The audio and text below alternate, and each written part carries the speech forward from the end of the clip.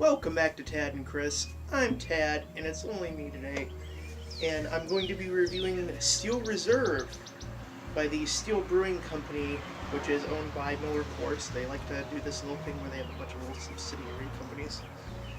And this is actually a request from 91CNVA, I believe. If I said that wrong, it'll be listed down here somewhere. Who did not like my Ice House review because they don't care for high alcohol beverages. So I said I'd review this one because I believe they brought up Ice House. I'm not sure if I did. It was like a long time ago. Okay, so let's move on. It's a big can, so we broke out the big jar, and it is. It's not quite coming through on the camera, but it's actually kind of toxic looking. It's more orange than yellow, like lagers normally are. And not like it's darker like an ale. It's like orange. And, the head was poured all the way up to there and held for a good minute. It's very, very highly carbonated. If you can still see any bubbles coming up through there. This has been out for probably like 10 minutes, which isn't good because this stuff, I don't want to put you off right away, but it is like almost sickeningly sweet. You need to drink it ice cold or you're not going to be able to handle it. It's like a million teaspoons of sugar, tablespoons.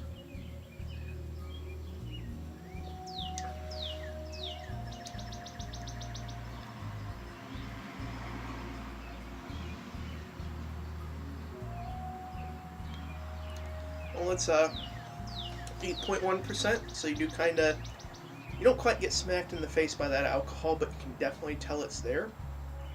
But that's a good thing, because my favorite example for it is sake. If you ever drink sake, you'll notice it's got that like 15% alcohol, like minimum base. And then it's got like floral notes build up around it, kind of herbaceous sort of stuff. And it just goes so well with that astringency from the alcohol.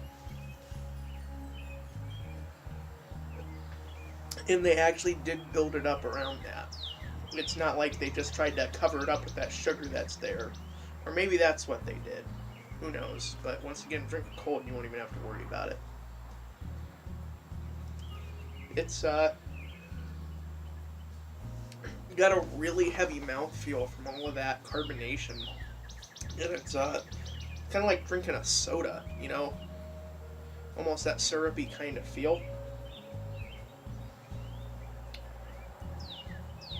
Very thick on the end.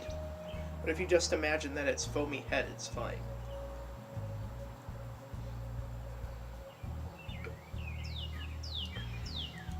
It's definitely got a real in-your-face kind of cooked vegetable taste.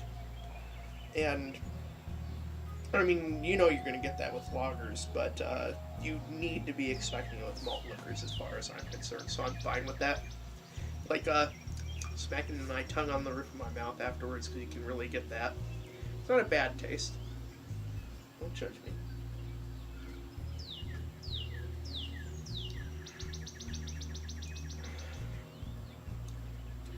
Overall, when I'm looking for something heavier than a lager, but I don't want that much of a bitter taste, which, by the way, the hops are definitely present. You can tell they're there.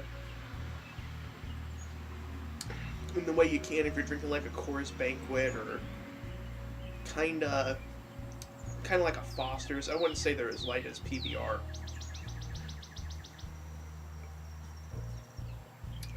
So you get a little bit of everything. You got some maltiness, you got some of that cooked vegetable taste. There's not much of that apple that you get with lagers, but there's a little bit there, a little bit of a tang, and you'll get that like right when you swallow, and after that it turns to that cooked vegetable. Oh, what did I tell you about that carbonation?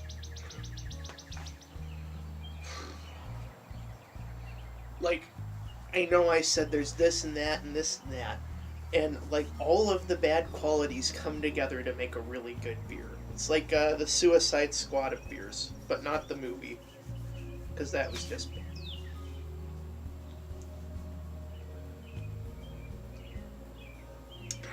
No. They make multiple types of this depending on which state you're in. This is the 8.1%. This is what you're going to find majority of the time. They do make a higher alcohol content. I haven't tried that yet. And then for states that require a lower amount of alcohol to keep it on the shelves, mostly in like stores like Walmart and everything, then they make like a 7.1 as well, I believe. And that was absolute garbage. You really need that alcohol mode in there because they didn't change the recipe. Everything else was the same.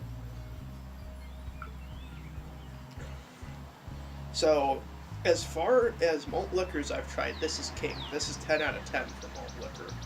As far as all beers, I'm gonna give this like an 8 out of 10. And like that's pre-2000 scale. You know, like when they started rating movies and video games after 2000, where an 8's like, oh, this is a good game, but then like Ratchet and Clank Going Commando got like 8.1 and it was rated like one of the games of the year for pre-2000. That doesn't make any sense. We'll have to adjust that scale for whatever year that was, Chris, because that had to have come out after 2000. Or maybe we said 2000s, like 2010. But no, because we would have been... Okay, fuck it. Whatever. That scale's coming, expected on the channel. But, yeah, this is a solid B. It's a good beer. I really recommend you try it. Just once again, I find for a big can like this, 60 minutes in your freezer, you're good. 50 minutes for most beers, something this big, 60 minutes. Works out pretty well. You want it to be right on the verge of freezing. So, buy it, and oh yeah, also they're only like, I think I probably paid like,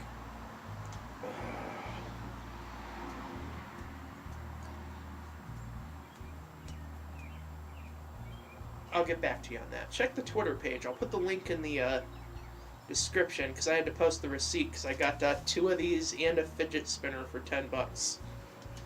So, at a gas station. It's fucking beautiful. That'll be in the description and you can see how much they cost there. They're really cheap. I've never seen them for more than like $1.57, I believe. So, get one today. Yay!